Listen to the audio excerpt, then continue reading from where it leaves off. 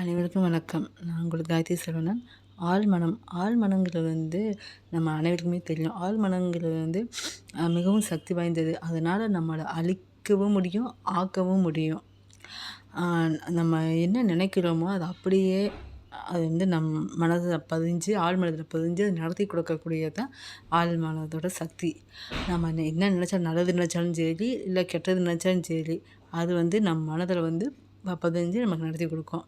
அதனால தான் நம்ம சொல்கிறோம், நல்லதே நினைக்கணும். நம்ம எதை திரும்ப திரும்ப திரும்ப நினச்சிக்கிட்டே இருக்கோமோ, அது நல்ல விஷயமா இருந்தாலும் சரி, கெட்ட விஷயமா இருந்தாலும் சரி, எதை நம்ம திரும்ப திரும்ப நினச்சிக்கிட்டே இருக்கோம், எதை திரும்ப திரும்ப சொல்லிக்கிட்டே இருக்கோம்னா, அது நம்ம லைஃப்பில் நடக்க ஆரம்பிக்கும். ஏன்னா நம்ம ஆழ் மனதில் பதிஞ்சு நம்ம லைஃப்பில் நடக்க ஆரம்பிக்கும்.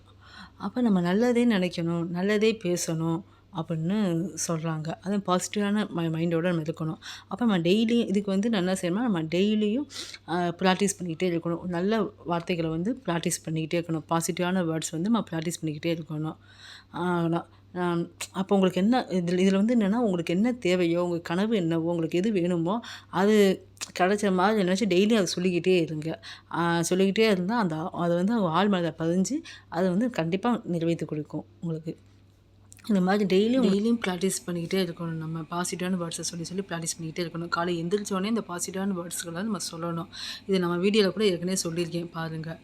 அனைவருக்கும் சிவனருள் கிடைக்கட்டும். ஓம் நம சிவாய. சிவாய நமக. நன்றி, வணக்கம்.